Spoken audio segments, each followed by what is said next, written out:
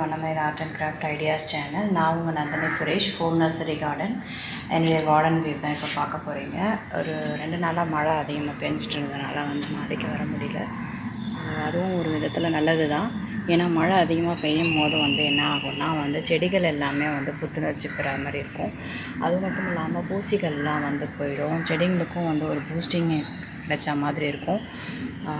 இப்போது செடிகள் ரொம்பவே ஃப்ளவரியாகவும் ரொம்ப சூப்பராக இருக்குது, க்ரீனரியாகவும் இருக்குது. இந்த வியூ பார்க்குறதுக்கே ரொம்ப அழகாக இருக்குது.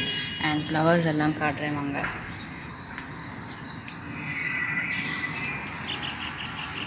அது தக்காளி செடி, ஏற்கனவே இந்த தக்காளி செடி